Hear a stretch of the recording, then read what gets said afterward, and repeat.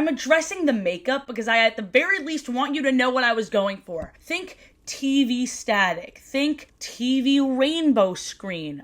Okay? That being said, You're videotaping the show.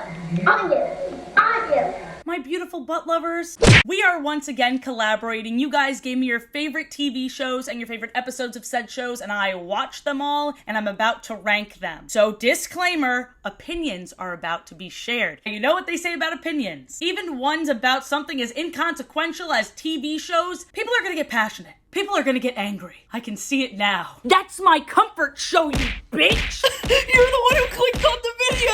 Alright, first up we have Criminal Minds. Now, I already have a bias against this show because I watched this when I was younger, like middle school age, and it really scared the shit out of me, and then I was like, oh, it's okay, it's just made up. And then I watched a little disclaimer before the show that's like, this is based on true stories. and I was like, fuck! And then I never watched it again until now. Now, the person who suggested this did not specify what episode, so I made the mistake of trusting my brother to give me an episode, and he gave me something from season 2, which came out fucking forever ago, so of course it didn't age well. To give you an idea of just how badly this didn't age well, part of the plot is like small town vibes, like everyone's got a secret, and because the town is so small and football loving, it's gonna get out eventually. One of the guys is a pedophile.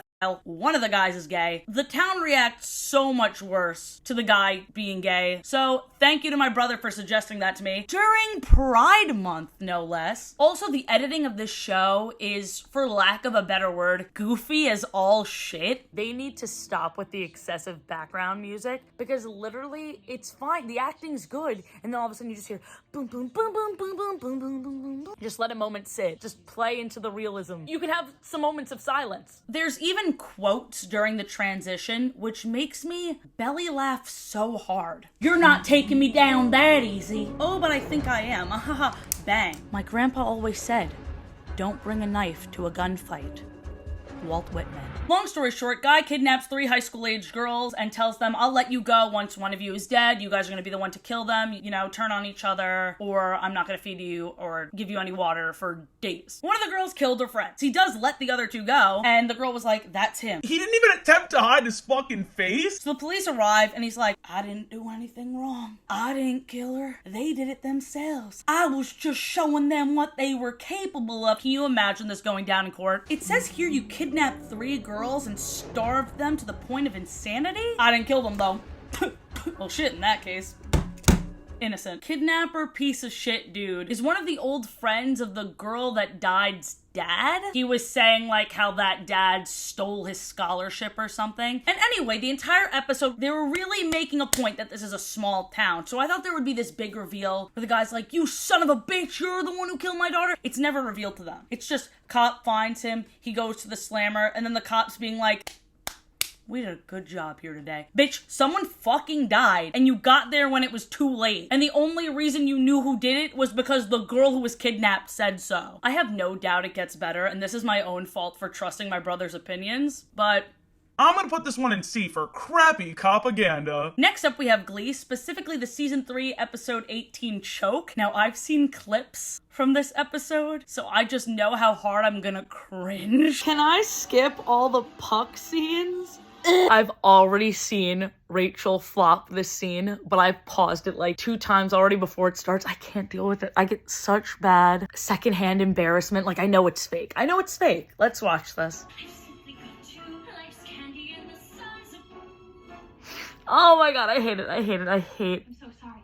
I'm so sorry. Please. I fucking hate this. Is this your first time watching this? I hate it. This is the only scene I've seen, and it keeps happening. And she starts crying, and she keeps going, please. This is literally why I can't watch, like, singing competition shows. I just picture myself as them. Also, why the fuck is Glee on Disney+?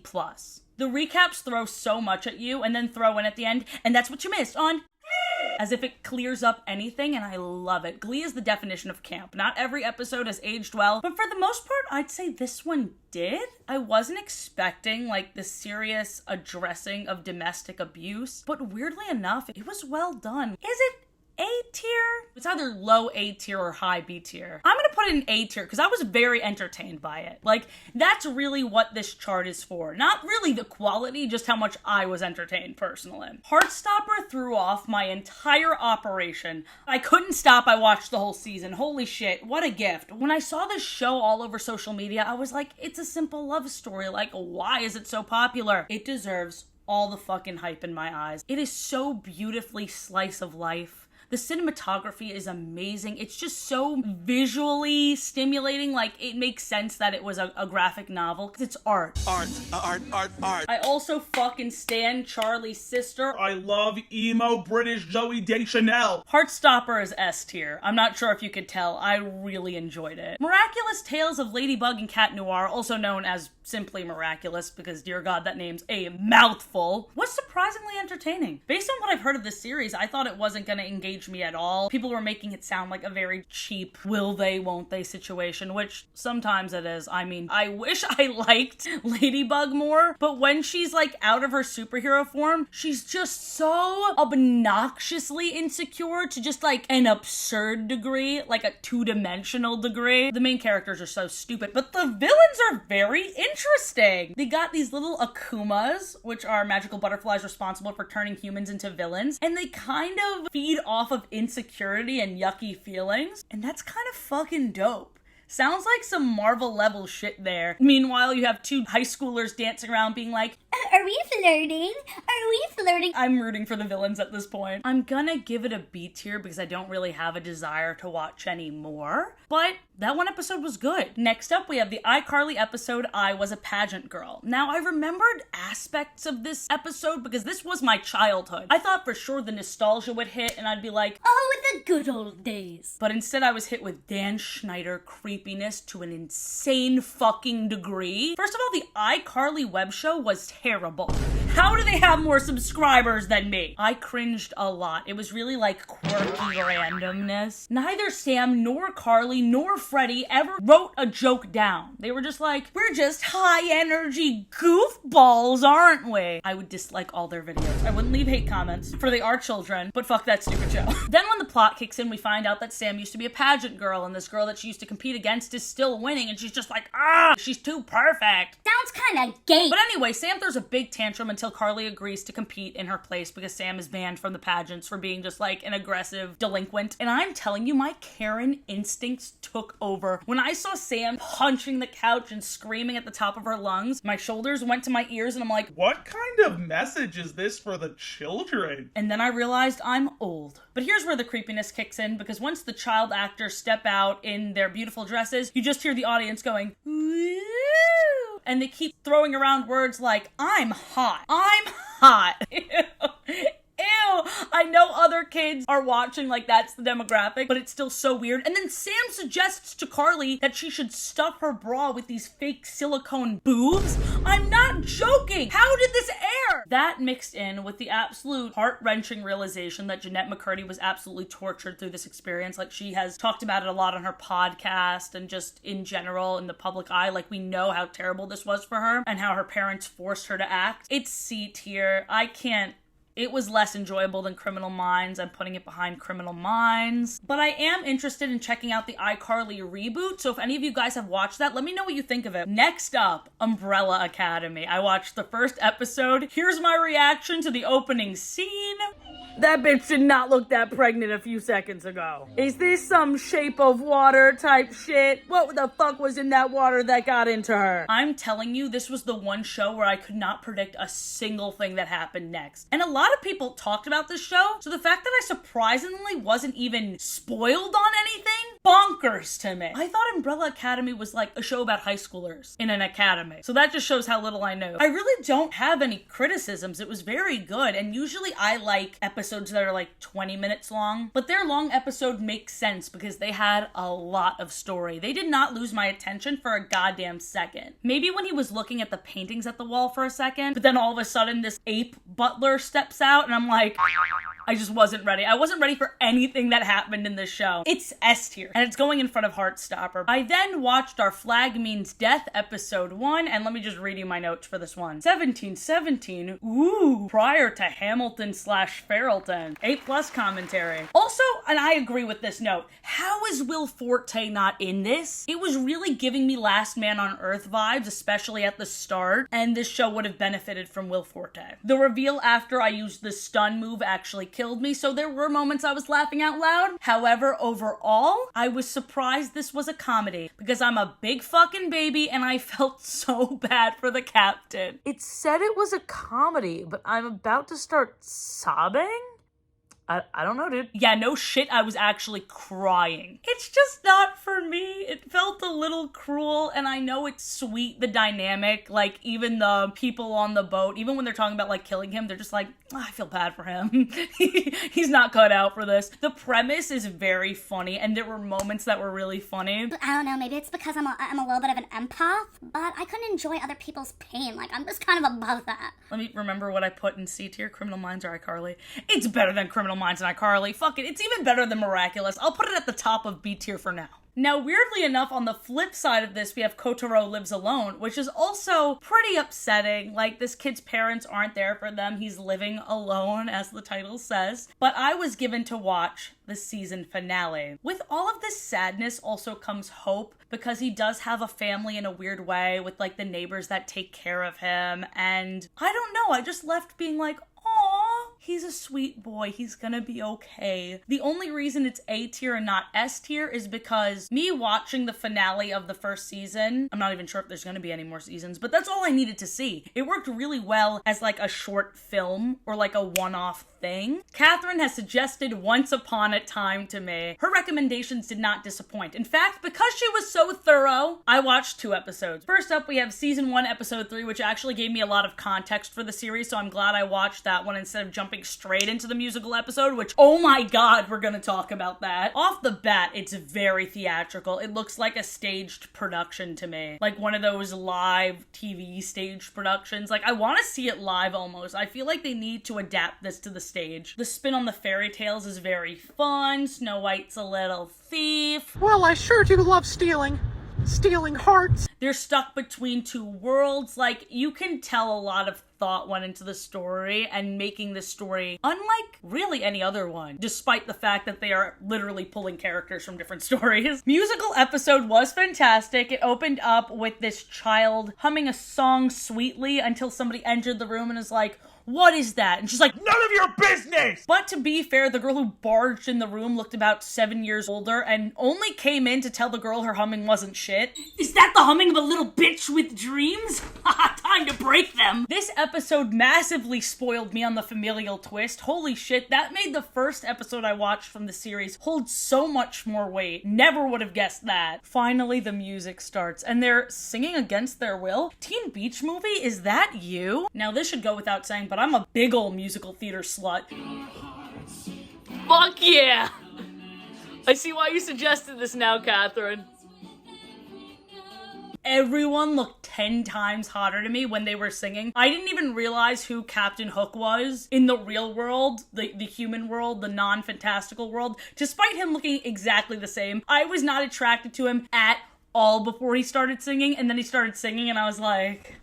Now, as downright sexy as she is, she ripped up an old lady's quilt. Listen, I hate knitting too. We all know that. This is my least favorite thing I've ever done in my life. But that was downright evil. You really are a bitch. Yeah. Wait, are you allowed to say that? They curse in this show? Bitchy old lady hater steals the songs from everyone. L plus Ratio plus Ursula did it better. I got chills during the wedding at the end, even though I barely know who any of these people are. So from what I'm saying, you can definitely get the vibe that I very much enjoyed it. So why is it not S tier? This is a very specific preference. I just tend to not like longer episodes. And I feel like this is a show where they can bang this out in 25 to 30 minutes, but they don't, and it infuriates me because my attention span is so eensy weensy teeny tiny. TikTok really fucked me over with that one. But yeah, this is top of A tier. Next, I was given South Park Season 3, Episode 10. I'm gonna be real, I haven't watched South Park since I was in middle school, and I was expecting the worst, and boy oh boy did it deliver. I thought since it was from one of the earlier seasons it would be more tame, but dear god, I wanted to vomit. Their whole sense of humor just really reminds me of that like Shane Dawson sense of humor where it's just like, let's see how uncomfortable we can make you. I'll give it this. The band Korn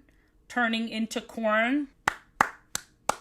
Funny alert. But other than that, F. For can you fucking stop talking about necrophilia? Actually, I'm gonna give it one more thing. I hate how relatable Cartman was in this episode. Cartman is a character I never want to relate to, but it's a Halloween special, and the entire time he's singing Christmas songs, and I do that. Can we talk about for a second that Pretty Little Liars is just real life Among Us? Everyone's so fucking sus. Even though I really didn't know what the fuck was going on for most of the time, it was still very entertaining. Let me read through some of my notes. The acting in the series is pretty good, I must say. Oh, you know what? This is a valid point. So I watched the season 2 finale, and I thought for sure there would be one more season after that because the A-team is introduced, and I thought that would be a team of only like 2 people at most. One more season to wrap it up, right? It has 7 seasons. That is too many. High C tier. It was entertaining, but it still isn't for me. Steven Universe. Now, if you know me, if you've been subscribed to this channel for more than a second, you know this is going in S tier. But let's talk about the specific episode I was given, Giant Woman. At first, I was really confused as to why I was given this specific episode, but holy shit, I miss mini non-traumatized Steven. Most people say early Steven is obnoxious. I think he's really funny and fucking adorable. And honestly, way better than Steven Universe Future Steven. If Steven Universe Future was on this list, I'd put it at like mid-B tier. But Steven Universe is S. S for Steven. The song Giant Woman still slaps. All I wanna do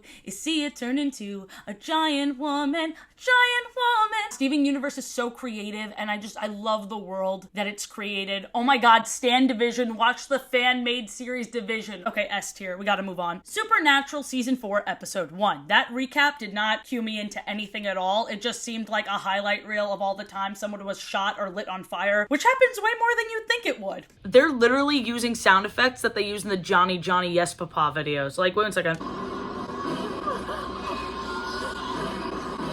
Oh my god.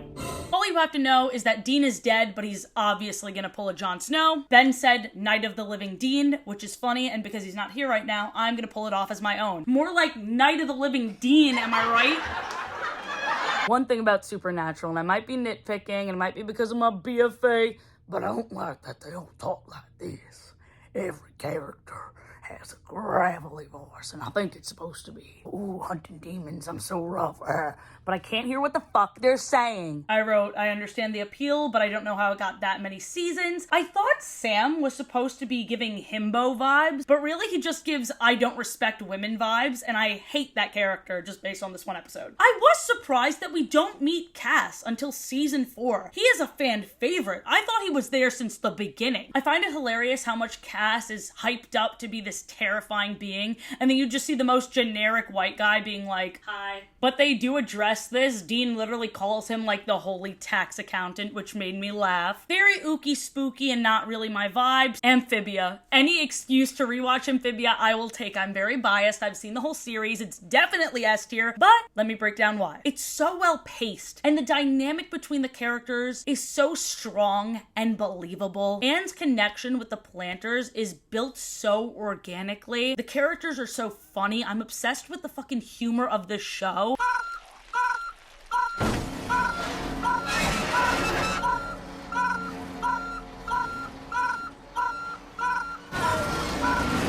God, I feel like I've already talked about this so much, but I didn't realize how much I loved Amphibia until it was over. Like, I knew I liked the series, but when it ended, it sucker punched me in the heart. Like, I really felt like I was mourning something. I'm like, damn, the end of an era. It was short-lived, but it was the perfect length. Am I gonna rank this higher than Steven Universe? I think the storytelling of Amphibia is actually stronger, but the songs of Steven Universe mean so much to me. I'm gonna put Amphibia in front of Steven Universe. I think Amphibia is like my favorite show of all time. I also have an extreme bias towards cartoons. If any of you out there are making a cartoon, keep this little old voice in mind. It's a dream of mine to voice more cartoons. Also, Stan Spotty Leonard, the one cartoon I am currently voicing. What a jerk!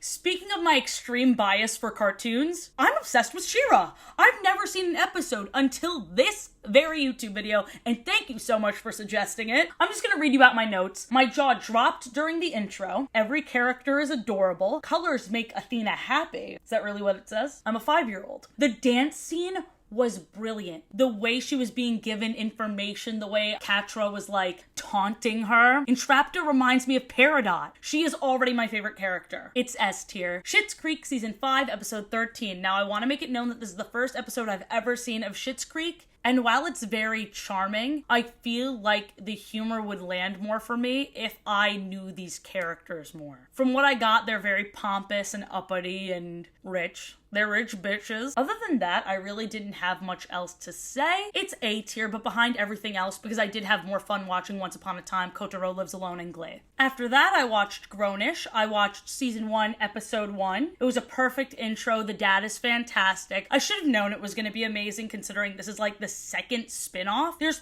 3 different shows this universe has. And the fact that all of them are well received is, I think, unprecedented. I don't know another show that has this many spin-offs where all of them are audience approved. I love their dynamic. It's very Breakfast Club. Like, they literally compare themselves to the Breakfast Club, and I feel like that was a good comparison. It's like this group of misfits. It's slice of life, but with creative storytelling and interesting narration. Also, side note, the soundtrack is amazing. I'm gonna put Grownish at A tier in front of Glee. Spy X Family was another amazing suggestion. I was not expecting to like this one as much as I did. It's rough around the edges. You have the main character that's like, I don't have time for love. But it's a well done use of that trope from what I've seen so far. Like, he became a spy, so there is more peace in the world, so there is good in him, even though he's a bit more serious and not silly and not completely understanding of empathy.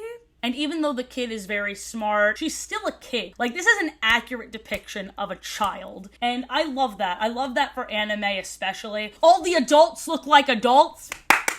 Spy X Family is going in between Grownish and Glee. Very good. A lot of these things that are an A tier, I feel like would move up to S tier with more context and more episodes. A tier is basically S tier, but I've just seen more of S tier, except for Umbrella Academy and She-Ra. Those just like literally grabbed me by the nuts. Community and New Girl are next, and I have very similar notes for both of them, but let's start with Community. Season 3, episode 4 of Community, Remedial Chaos Theory, was so much fun. Fucking buckets of fun. I barely took notes on it because I was too busy laughing my silly little head off. I am an absolute whore for comedy. I feel like I'm even more of a whore for comedy than I am for musical theater. The actual structure of the episode was so unique because we looked at the way one decision changed the entire timeline. It started with them rolling a die to see who would pick up the pizza. I thought it was very interesting that in the best timeline, Jeff was the one that left, because he's an asshole and the friends don't really need him. That's a big theory for me to make, having watched only one episode,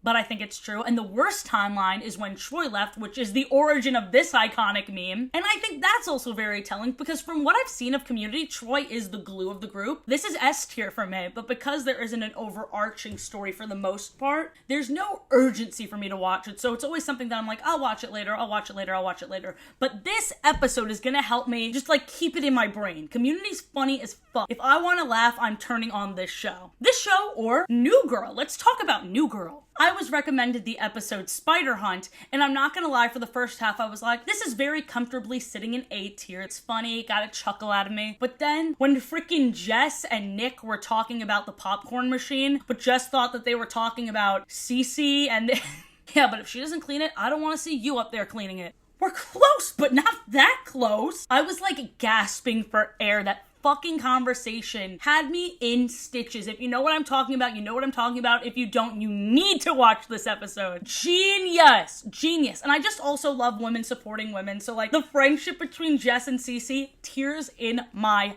eyes. Zoe Deschanel is going in front of Heartstopper's emo Zoe Deschanel. Hi there. Most of you are going to have to click off this video now because we're going to be talking about the Owl House. Now, by all accounts, I should be obsessed with this show. It is a fish out of water story about a gay witch in a colorful world. So why don't I love it? No one is more upset about this than I am, but goddamn it, I'm going to lose all of my subscribers. I'm going to hold the world record. Most subscribers lost, second only to James Charles. This is the most controversial opinion I will ever have in my life.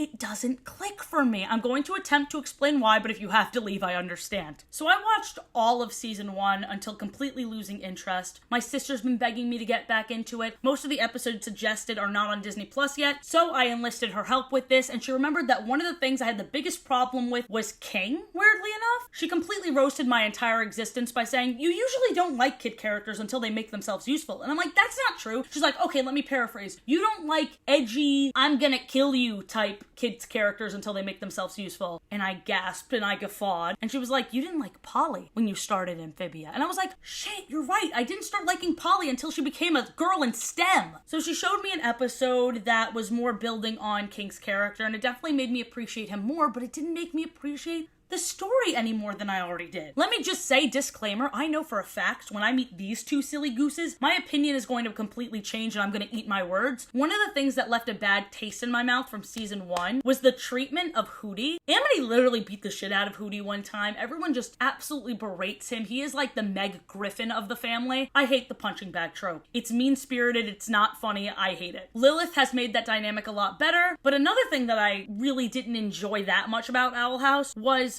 the dynamics felt rushed. I feel like one episode Ida was like, get out of here, kid, I'm not some fucking babysitter. And then the next episode she's like, you know what?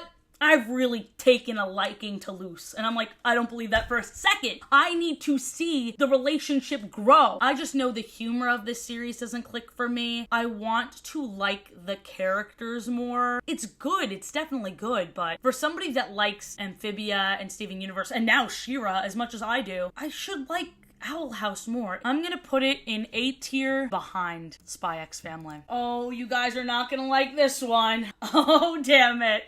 Oh, I see the pitchforks. Butt lovers, I hope you enjoyed that. If you would be so kind as to ignore that last opinion that I had. The Athena P stocks are plummeting. I'm only Feralton now. I can never show my face in this town again. Have an excellent day, butt lovers. Thank you so much for sharing your wonderful shows. Join me next week where I will be reacting to more terrible PSAs, and if you want to watch some of those, I'll leave it in a link above and below. Bye!